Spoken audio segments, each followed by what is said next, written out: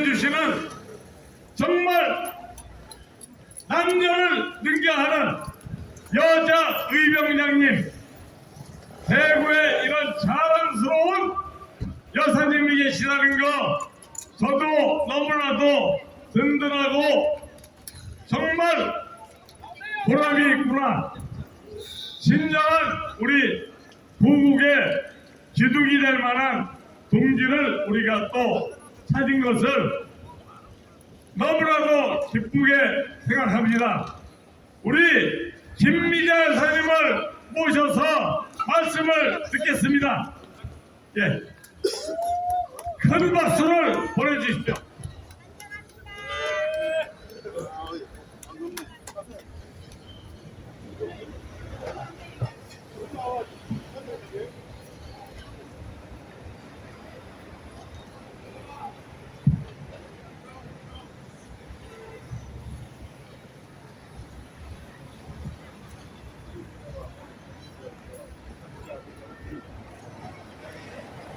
안녕하십니까. 저는 자유대한민국 국민 김미자입니다. 오늘은 박근혜 대통령님 회고록 19편 당청관계 사항 중에 유승민에 대한 내용을 감독해 드리겠습니다. 당시 유승민 공천 안 해준다고 사람들이 대통령님을 불통 대통령이라고 비난하던 소리를 들었던 기억이 납니다.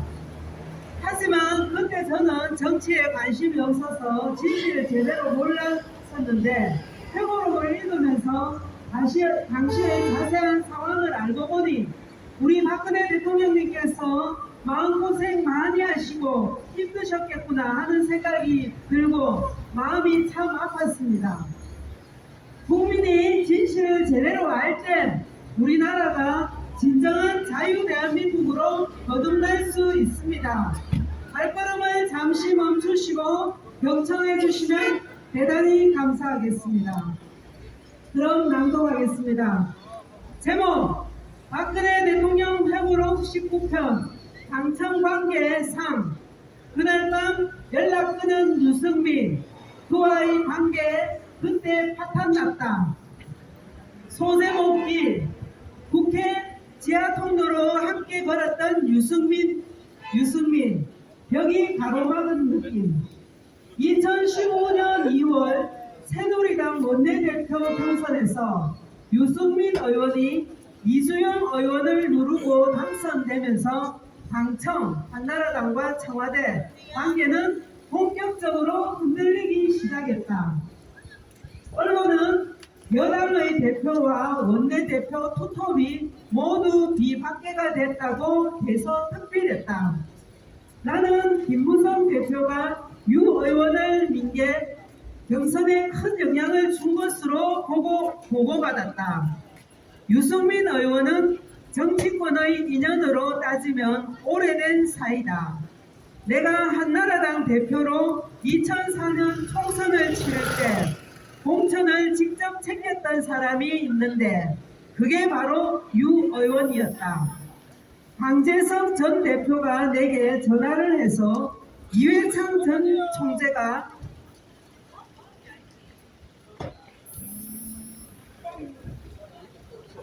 자신이 아끼던 유승민 전 여의도 연구소장의 비례대표 공천을 부탁한다고 전해줬다. 당시 나는 유 의원이 누군지 전혀 몰랐지만 이전 총재를 예우하는 차원에서 유 의원의 비례대표 수권을 안정권 이내로 조정했다. 이후 유 의원은 내 비서실장을 역임했고 나의 요청으로 2005년 10월 대구 동을 재선거에 출마해 당선됐다. 당시 재선거 때 열린우리당의 상대 후보 이강철 전 청와대 시민사회 수석은 워낙 거물이라 나는 혼신의 힘을 다해 선거를 도왔다. 유 의원은 2007년 대선 경선 캠프에서도 핵심으로 활약했다. 그랬던 유 의원은 언제부턴가 나와 거리를 두기 시작했다. 나는 이명박 정부 시절에 차기 대선 출마를 위해 전문가, 학자들과 정책을 토론하고 공약을 수립하는 모임을 운영했다. 그런데 어느 순간부터 유 의원이 모임에 안 나오기 시작했다. 나는 처음에 유 의원이 바쁜 일이 있어서 그런가 보다 생각했는데 그 이후에 계속 모습을 나타내지 않았다. 나는 아직도 정확히 그 이유를 모른다. 2012년에 있었던 일로 기억한다. 나와 유 의원이 국회의원 회관에서 본관까지 이어지는 지하 통로를 모처럼 함께 걸어간 적이 있다. 둘만이 대화할 기회가 생긴 건 오랜만이었다. 당시에 이미 나와 유 의원의 관계가 예전 같지 않다는 말이 나올 때여서 신경을 쓰지 않을 수 없었다. 나는 일부러 이런저런 질문을 던지면서 얘기를 계속 걸었다. 그런데 이상하게 대화가 계속 돌았다. 나와 유 의원 사이를 어떤 벽이 가로막고 있는 느낌이었다. 꽤 긴 거리를 걸었지만 헤어지고 나서 씁쓸했던 기분이 지금도 기억난다. 짐작컨대 아마 유 의원은 자신이 추구하는 정치 노선과 내가 걷는 길이 다르다고 생각했던 것 같다. 정치인이 자신의 주관대로 정치하는 것은 남이 뭐라고 할 일이 아니다.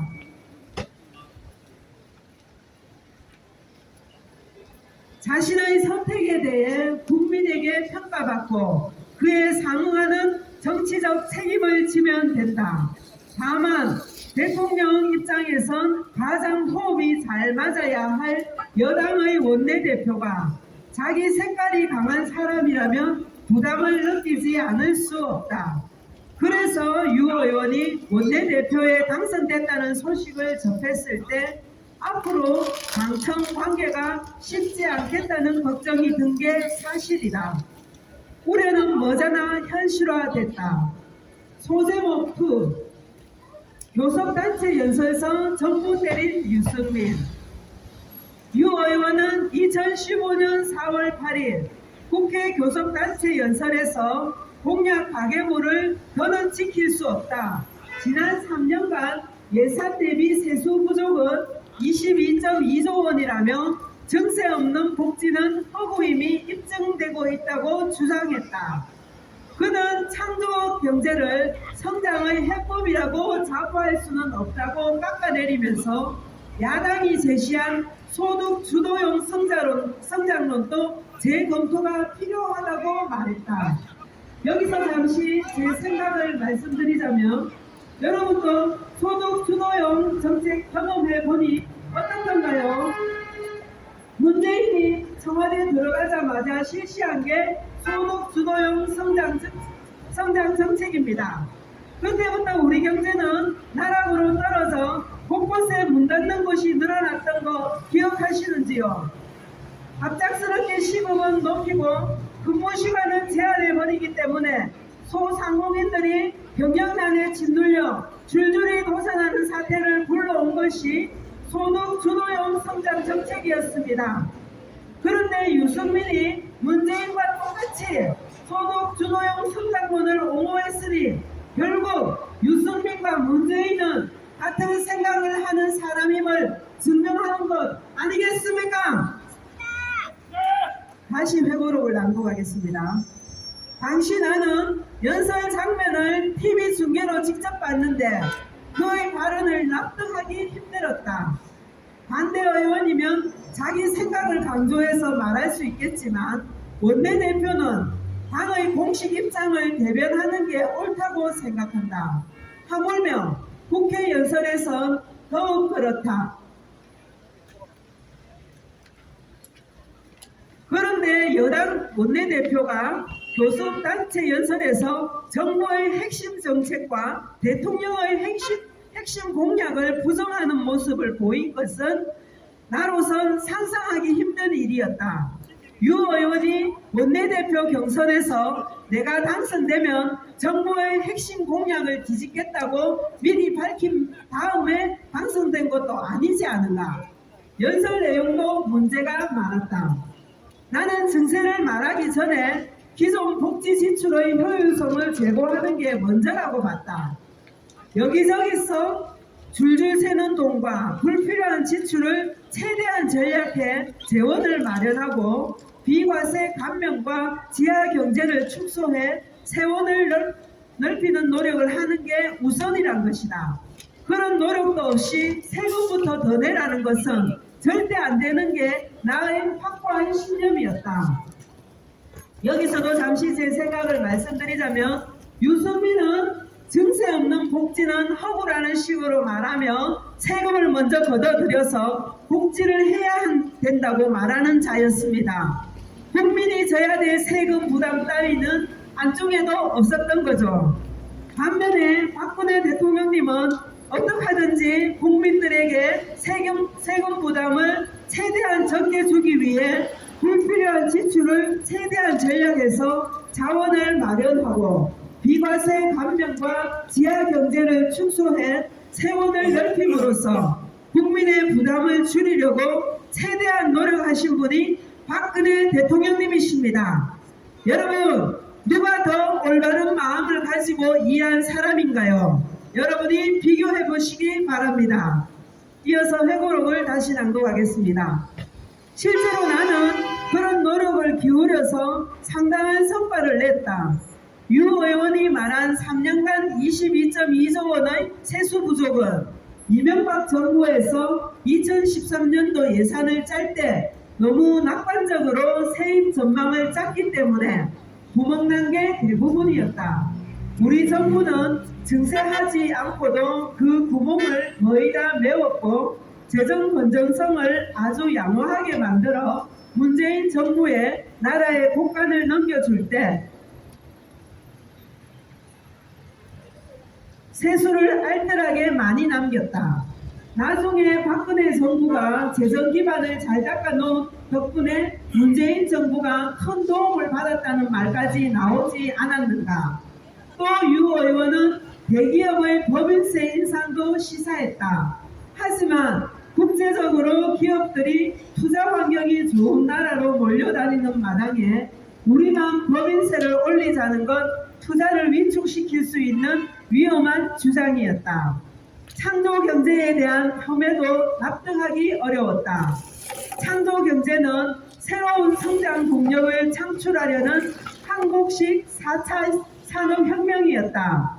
창조 경제는 제대로 된 성장 해법이 아니라면서도 유 의원은 야당 당시 새 정치민주연합의 소득주도 성장론은 환영한다고 하니 나는 기가 막히지 않을 수 없었다. 소제목 3. 국회법 개정안 통과 전 연락 피한 유승민, 어처구니 없었다. 유 의원과의 관계가 결정적으로 파탄이 난 건 공무원연금 개혁 때였다.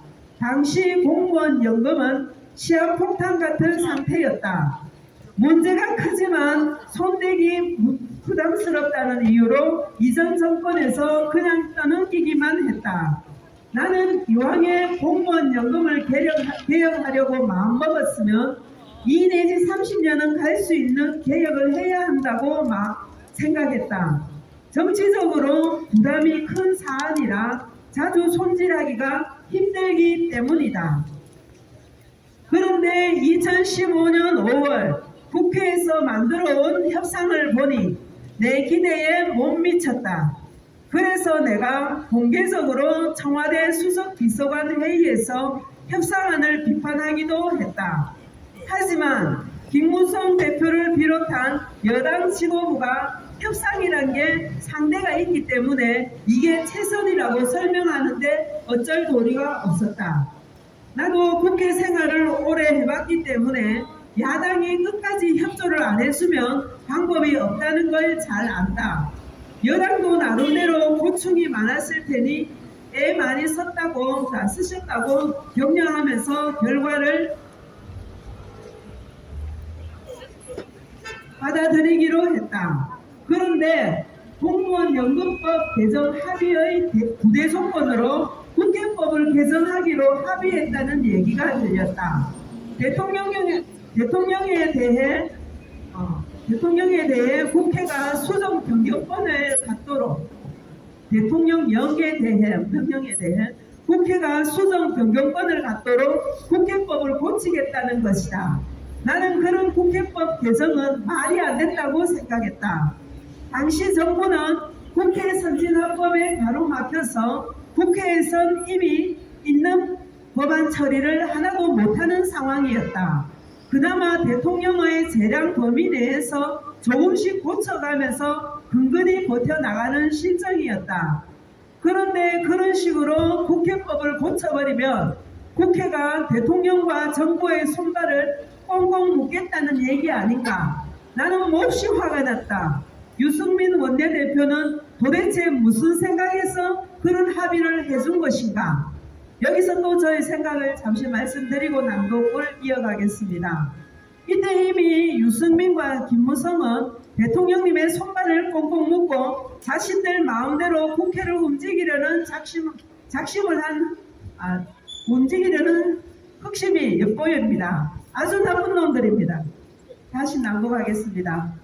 2015년 5월 28일 여야 지도부는 공무원 연금법 개정안과 국회법 개정안 등을 일괄 처리하는 방안을 놓고 아침부터 밤까지 계속 협상을 벌였다. 나는 이미 일찌감치 조윤선 정무수석을 통해 여당 지도부에 국회법 개정안은 상권 분립 위반이기 때문에 절대로 받아서는 안 된다는 입장을 전달한 상태였다.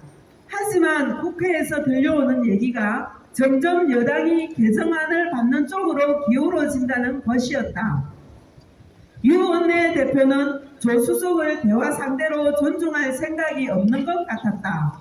하긴 그는 2014년 7월 10일 국정감사 질의 때 청와대 얼라들이라는 말까지 했을 정도였으니 나는 불안해져서 5월 28일 저녁 이병기 비서실장에게 이상한 얘기가 자꾸 나오는데 국회법 개정안은 절대 안 된다는 것을 유승민 원내대표한테 다시 전달하라고 지시했다. 그랬는데 이 실장이 원내대표와 연락이 안 됐다는 것이었다. 유 원내대표가 일부러 연결을 피하는 듯 했다. 어처구니 없었다.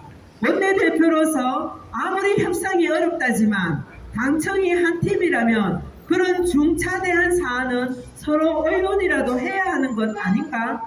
나중에 이 실장이 조혜진 원내수석 부대표하고 연락이 닿았는데 협상이 종료돼 되돌리기는 이미 늦었다는 반응이라고 했다. 결국 나는 속수무책인 상태에서 국회법 개정안이 29일 새벽에 국회 본회의를 통과했다. 당시에 언론 보도까지 나왔지만 알고 보니 당시 야당 측이 이런 사안은 대통령이 잠자는 한밤중에 해치워 버려야 한다고 제안해 여당이 그에 따른 것이라고 한다. 이런 정말 읽다 보면 너무 화가 납니다. 여기서 또 저의 생각을 말씀드리자면 유승민과 김무성의 비열함에 너무 화가 납니다. 유승민과 김무성은 이전부터 대통령님을 탄핵시키려고 모종의 결의를 하고 국회법 개정안을 통과시켰음이 뻔히 보입니다.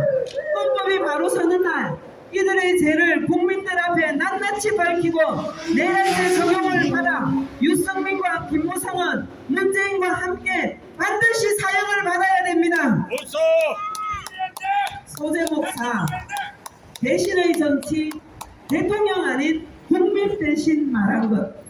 이런 상황 전개를 보고 나는 더는 유승민 원내대표와 함께 일할 수 없다고 결심했다. 나는 6월 25일 국무회의에서 국회법 개정안에 대해 헌법이 규정한 상권 분립의 원칙을 훼손해 위헌 소지가 크다며 거부권을 행사했다. 이어 여당의 원내사령탑도 정부 여당의 경제 살리기에 어떤 국회의 협조를 구했는지 의문이라며 정치는 국민의 민의를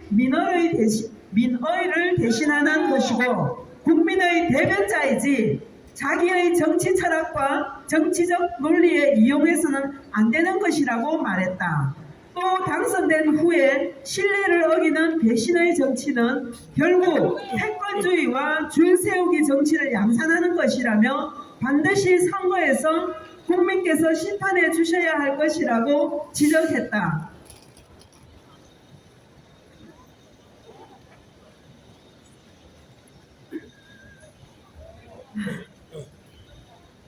내가 말한 배신은 대통령에 대한 배신이 아니라 국민에 대한 배신을 의미한 것이다. 우리가 국민에게 뽑아주시면 이러저러한 일을 하겠다고 약속해서 당선됐으면 그 약속을 충실히 지켜야 한다. 여당 원내 지도부가 정부의 공약 이행에 협조하지 않는다면 결과적으로 국민에 대한 배신이 된다는 것을 가르친 것이다. 내 발언 이후 새누리당에서도 유 원내대표가 더는 직을 유지하기 어렵다는 분위기가 확산돼 그는 7월 8일 원내대표직에서 물러났다. 그는 사퇴회견에서 대한민국은 민주공화국임을 천명한 우리 헌법 1조 1항의 지엄한 가치를 지키고 싶었다고 말했다. 갑자기 헌법 얘기를 꺼낸 게 참 뜬금없다고 생각했다. 헌법 정신으로 따지자면 자신이 통과시킨 국회법 개정안이야말로 헌법의 상권 분립 원칙을 침해하는 반헌법적 내용 아니었나. 여기까지가 박근혜 대통령님 회고록 19편 당청 관계, 그날 밤 연락 끊은 유승민, 그와의 관계, 그때 파탄 났다 편이었습니다. 정말 회고록을 읽는 내내 유승민과 김무성에 대한 분노가 치밀어 마음이 참 힘들었습니다. 이들이 올바른 마음을 가지고 박근혜 대통령님의 정책을 잘 이룰 수 있도록 협력해 드렸더라면 대한민국은 세계적으로도 나라의 위상이 더 올라가고 국민은 풍요롭고 평화롭게 살 수 있었을 건데 하는 아쉬움과 안타까움이 밀려들었습니다. 사람의 욕심이 잘못 발동되었을 때 가져오는 비참함과 불행이 얼마나 큰지, 특히 한 나라의 중책을 맡고 있는 자들이 잘못된 욕망에 빠졌을 때 얼마나 큰 위험을 초래할 수 있는지 이번 회고록을 통해 절실히 통감할 수 있었습니다.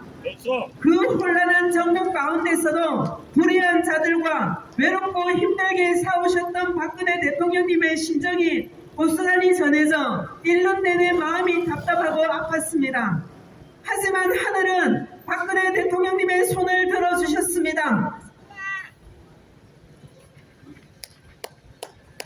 2014년 박근혜 대통령님 재임시 대법관이셨고 불법 탄핵 전국 속에서도 박근혜 대통령님은 탄핵당할 죄를 짓지 않으셨다고 말씀하셨으며 최서원이 삼성으로부터 받은 말은 뇌물이 아니라고 진실을 당당하게 말씀하신 담대하고 준법정신이 강한 조희대 법무장관이 이번에 장관으로 정식으로 임명될 시에는 이 모든 불의한 일들 합법적인 차원에서 법으로 심판할 수 있을 것을 믿습니다. 그리고 억울하게 8년간 죄도 없이 옥고를 치르고 있는 최서원 씨도 무죄 판결을 받고 물러나셔야 되고 박근혜 대통령님께서는 현직 대통령으로서 당연히 청와대로 복귀하시도록 법적으로 판결이 날 것을 저는 확실하게 믿습니다. 헌법 84조를 어기지 않으신 박근혜 대통령님은 임기가 남아있는 상태에서 적들에 의해 불법 감금되셨다가 현재 자유의 몸이 되셔서 달성사저에 잠시 머물고 계시지만은 반드시 청와대로 다시 입성하셔야 되는 것이 상식이자 도리요 법적으로도 올바른 것입니다. 문재인은 박근혜 대통령님을 촛불난동으로 불법 감금시키고 청와대로 들어간 내란 폭동자요. 그 일에 동참한 윤석열은 잠시 보수의 옷을 입고 대통령 행세하지만 그 또한 내란 폭동의 주동자였고 또 문재인의 불법 정부의 바톤을 이어받은 자이기 때문에 헌법상으로는 정당성을 인정받을 수 없는 불법 가짜 대통령인 것입니다.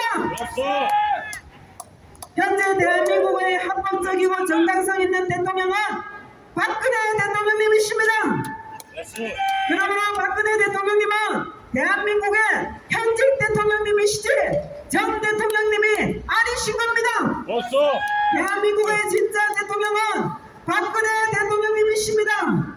그렇지 않습니까? 벌써 박근혜 대통령님 만세! 만세 자유대한민국 만세! 만세 오늘도 우리 박정희 대통령님께서 국민들에게 조국을 사랑하는 마음을 북돋우기 위해 작사 작곡하신 나의 조국을 힘차게 부르며 조국 사랑에 대한 마음을 북돋우는 시간을 가지며 마치겠습니다. 감사합니다.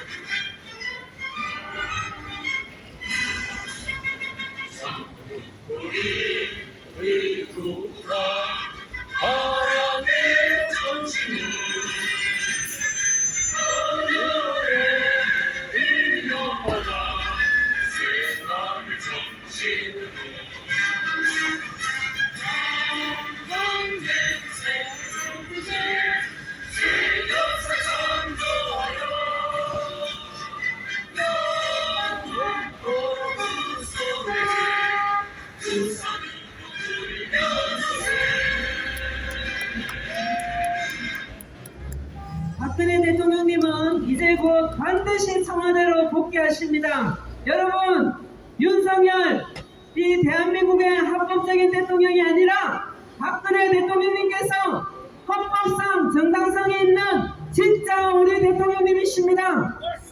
젊은 여러분들의 미래와 꿈을 키워줄 수 있는 분은 박근혜 대통령님이시지 윤석열이나 문재인 같은 범죄자들이 아닙니다. 벌써 여러분은 범죄자를 대통령으로 모실 겁니까? 정말 헌법을 준수하고 나라와 국민을 사랑하는 박근혜 대통령님을 나의 대통령으로 모실 것입니까? 벌써 여러분이 선택하세요. 여러분의 선택에 따라 여러분의 삶은 이어질 것입니다. 이상입니다. 감사합니다. 감사합니다.